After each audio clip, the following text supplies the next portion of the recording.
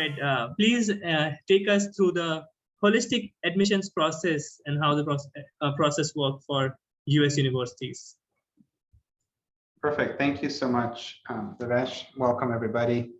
I'm Fred, speaking to you from sunny Doha in Qatar. And pleasure to be talking to you guys a little bit about the holistic admissions process. My goal here today is actually, as you will see here, in addition to holistic admissions, I'm going to give you guys a bit of an introduction of how American universities normally perform the application review from our side. And I'm not going to go through details because the rest of the program today, you'll be learning more details from that. So this is meant to be just a quick little introduction. I'm happy to kick things off over here. And we'll be also emphasizing what do we mean when we say admissions to a certain school is holistic. I often tell students that holistic is like our favorite word. And you will hear this a billion times as you go through the process. We enjoy talking to you guys about that.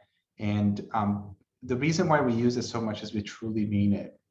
So this is actually, there's a college or university in the US that has a really good quote. So I'm actually going to use their quote for this.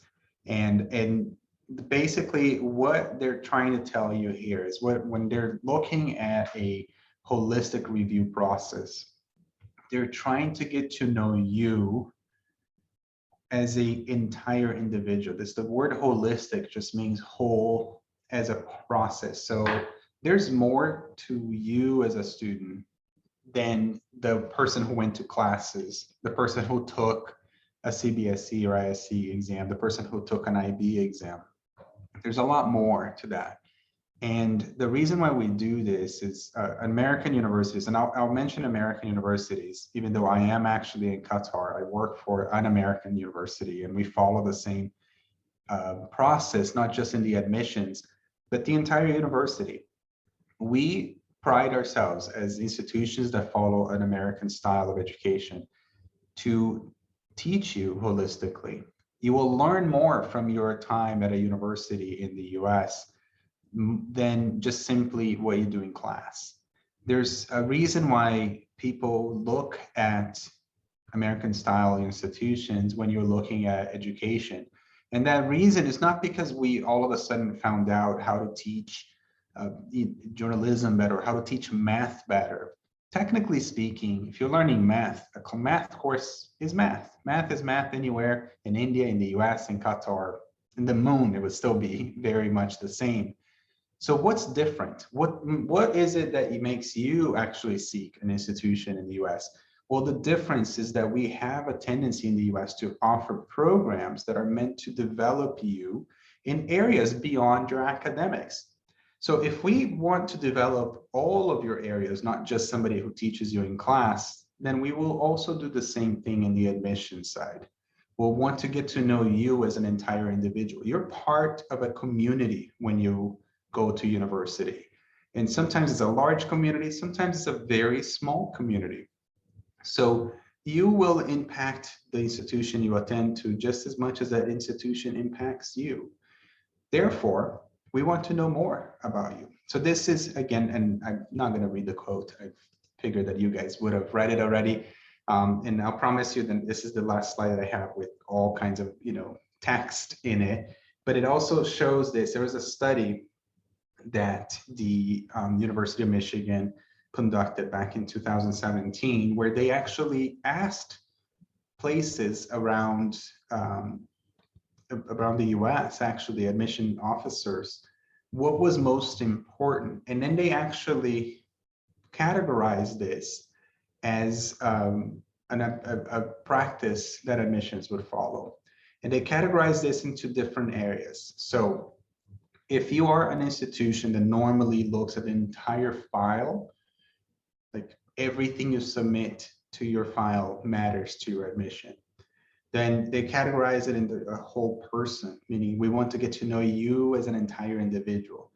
And then there's the aspect where they will look at the context, but not necessarily also part of the the person. And that, I know they sound very similar, but basically the difference here is one just looks at the file, what is there, that's it. The next tries to imagine you as an entire person. And then the last one is tries to understand the context. What that means is, for example, if you go to a public high school in India, your academic opportunities, your academic expectation would have been different than if you actually went to an international private school in a different country.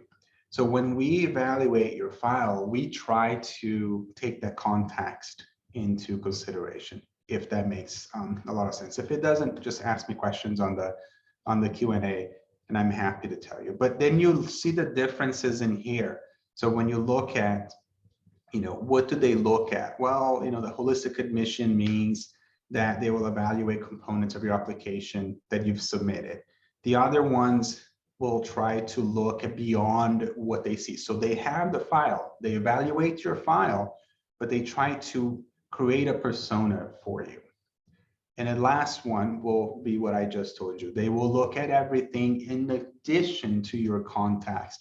What was your family situation? Did you have access to certain things? Was it hard for you to do that? Regardless, this is holistic review for all of them. And you will apply to universities where that would be a little bit different. If you're applying to a very large state school in the US, for example, they might file the whole file process a little more.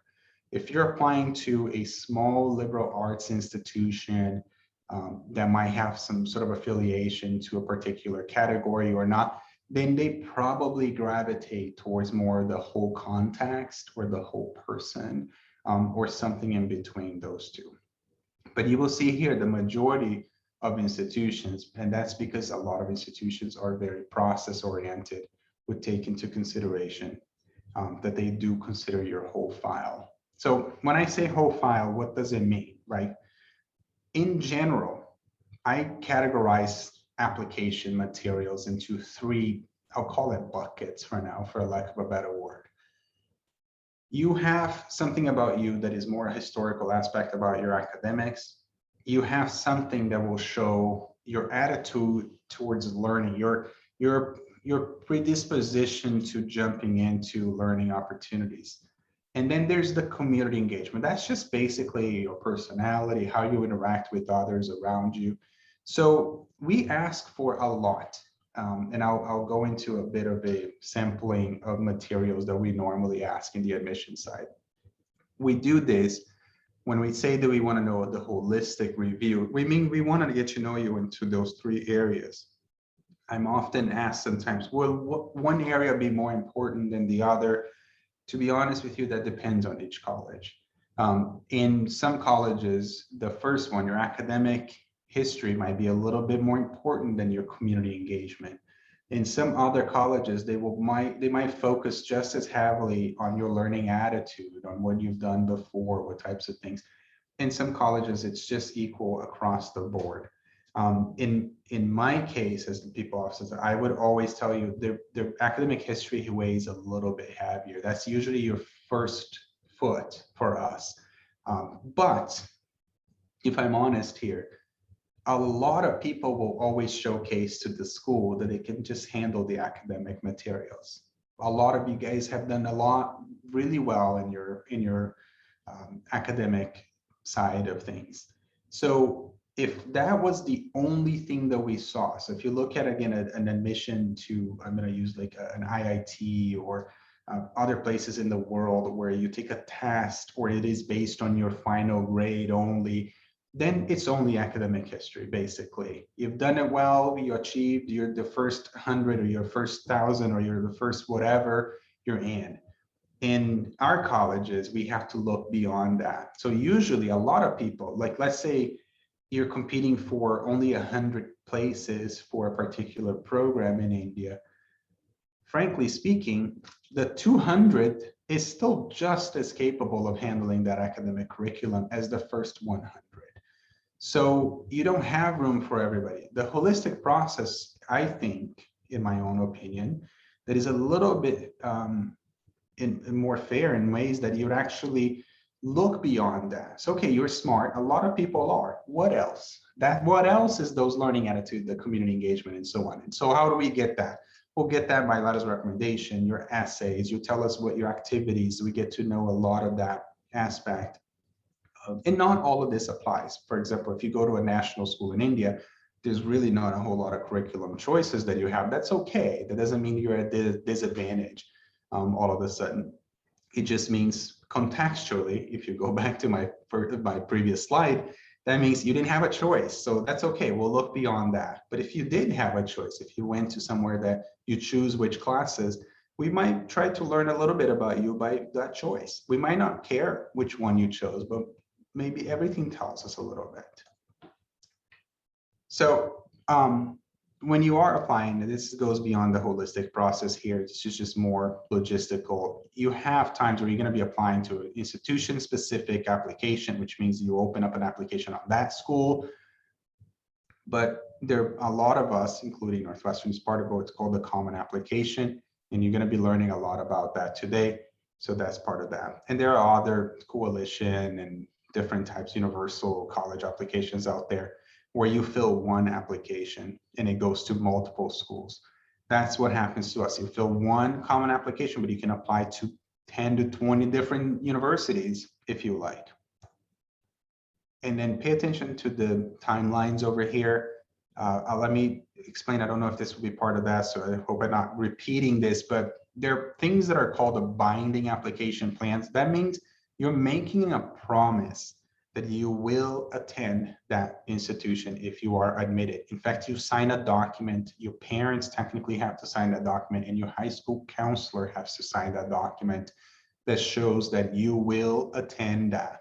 Sometimes they have early decision 1 and 2. Those are two different timelines, but the binding is the same, okay? And there are other application plans that are not binding. Some of them are early. You can still apply early, have a decision early, but you're not binded to go. You're not signing a document that says that. And then you have something called a regular decision, which means you have a different date. Those tend to be a little bit later, meaning like January 1 or February 1. That depends on every university that you apply. And then you have low rolling admission, which is basically you get a decision. They continue to evaluate until their spaces are filled. So I'll give you a timeline here. So this is based, I will, in full disclosure here, of Northwestern. So it's very similar to a lot of other places, but I use my own just because I know that one. Other places might depend.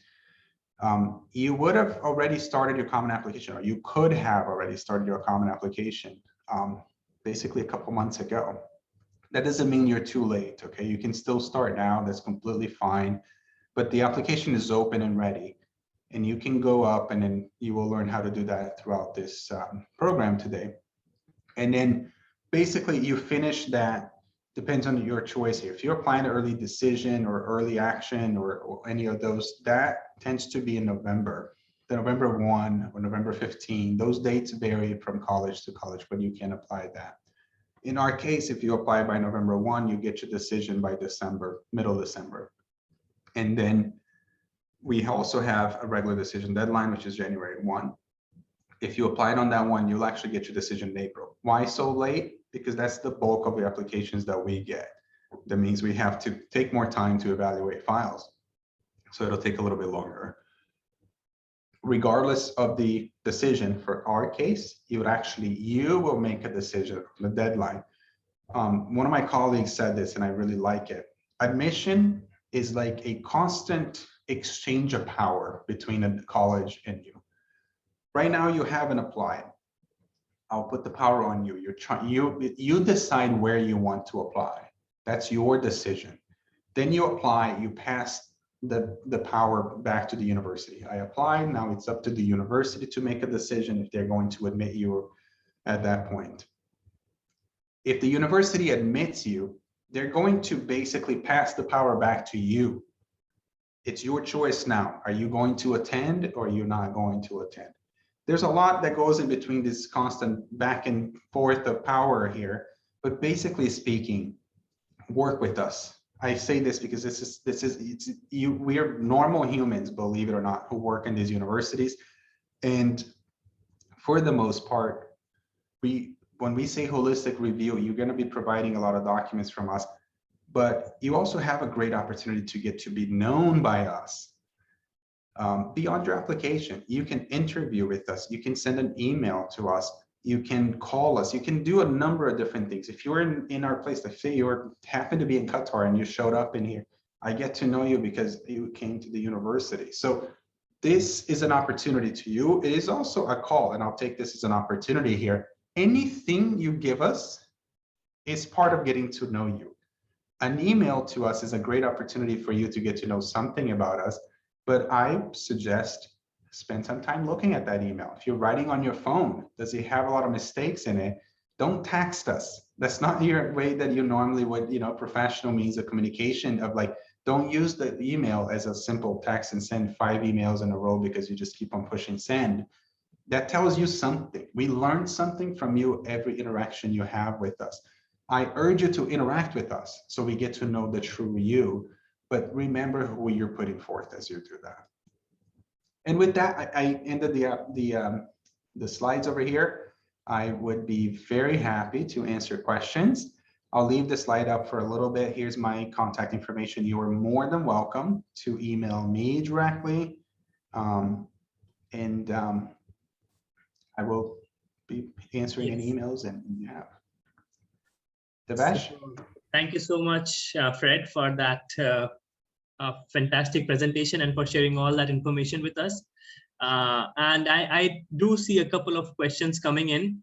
The first one is, if a student is rejected in early action, can they apply again in regular decision? That's an excellent question because I get that question a lot. Generally speaking, if a student is rejected on early action or early decision, they cannot apply again as regular decision, or they should not apply again as regular decision, to be honest. It's not like a, third time is a charm when it comes to that kind of the same cycle. You don't apply again for the same university on the same cycle. That doesn't normally work. However, a lot of universities out there would, instead of rejecting somebody on early action, they would roll their application to regular decision. That is not a rejection.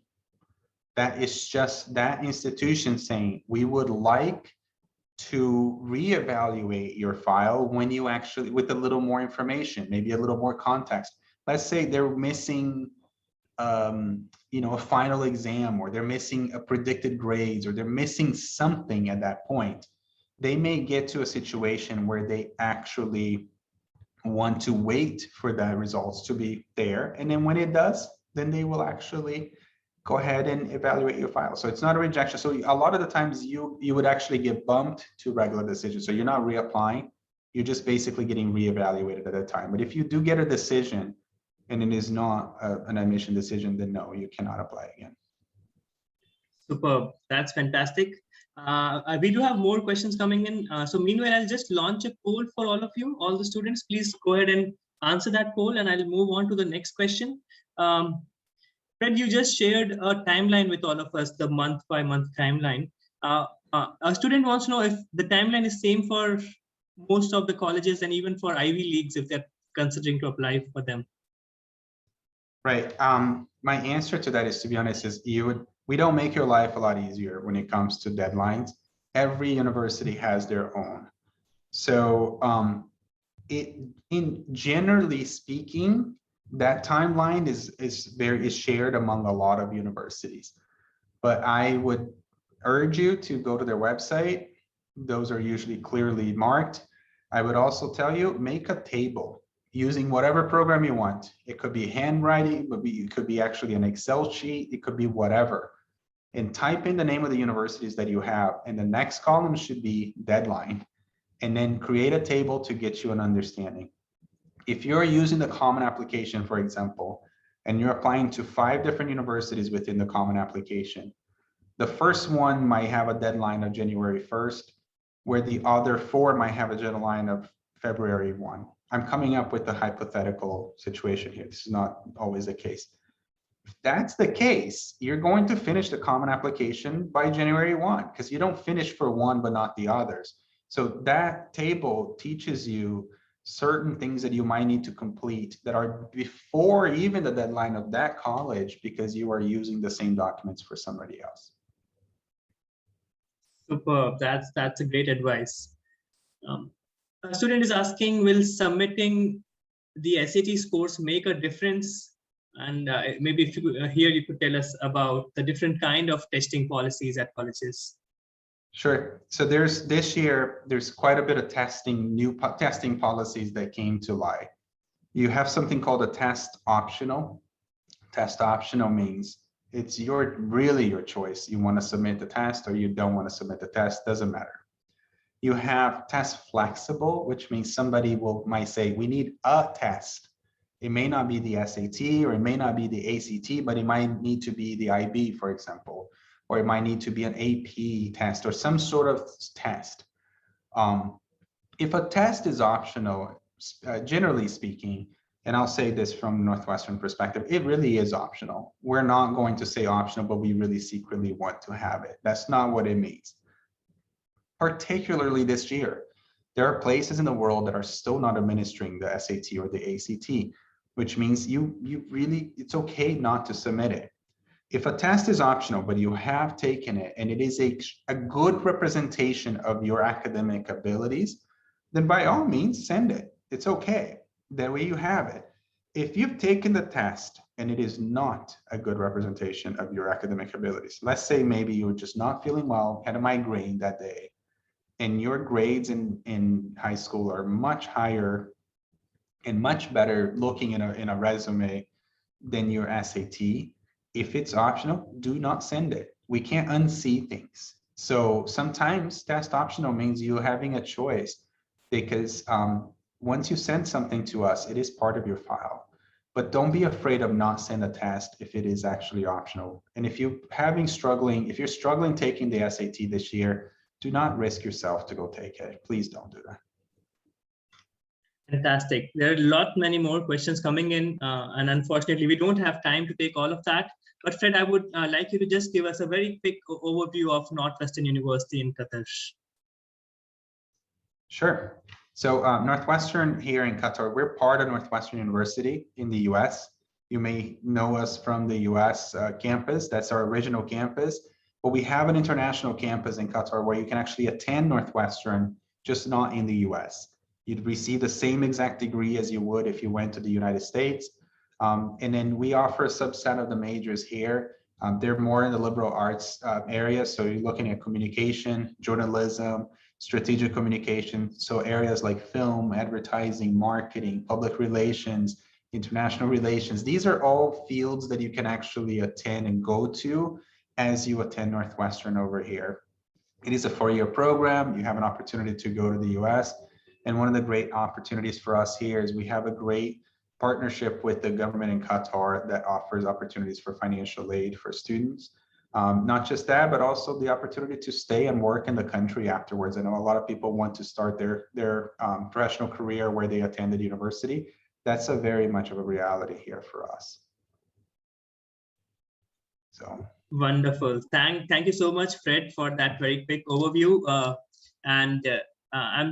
Northwestern offers fantastic journalism, media and communication programs. So all of you who are looking at these programs must definitely consider applying to Northwestern in Qatar. With that, we are coming to the end of this session. Thank you so much, Fred, for your time and for sharing all that wonderful information with us. To all the students, if your question were unanswered, maybe Fred, if you could please put down your email ID in the chat box, and students, please feel free to reach out to Fred. We also have a WhatsApp Career Hub where we post responses to these questions. So we would just post a link to our WhatsApp Career Hub in the chat box so that you can also join our WhatsApp group and ask us questions over there. And the same thing goes for Instagram. Instagram, we have a Ask Us Anything initiative where we have lots of counselors who respond to queries like the ones you have asked. So just check out our Instagram account and just ask us questions over there. And I'm sure that is going to be a very useful resource for all of you.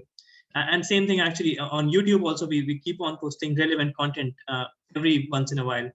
So with that, we are coming to the end of this session. Just a reminder that the Next Genius Scholarship Program application deadline is tomorrow. That means if you are considering applying to Next Genius, you need to submit your application by tomorrow. And one more thing is, I'll try and take 15 minutes toward the end of the day, that is 7 p.m. to 7:15 p.m. to provide you additional information about Next Genius Scholarship Program. So after we are done with the 2-hour session, if you have more questions about Next Genius, I'll be there to answer all those queries. So with that, this is session number 1, day 1 of applications filling. And thank you so much, Fred, once again for joining us this evening. Thank you, Devesh. Thanks, everybody. And feel free to reach out if you have a question that we didn't get to touch today. Thank you. Good luck with the rest of the program, and hope to work with all of you or some of you during your application process. Super. Thank you so much, Fred.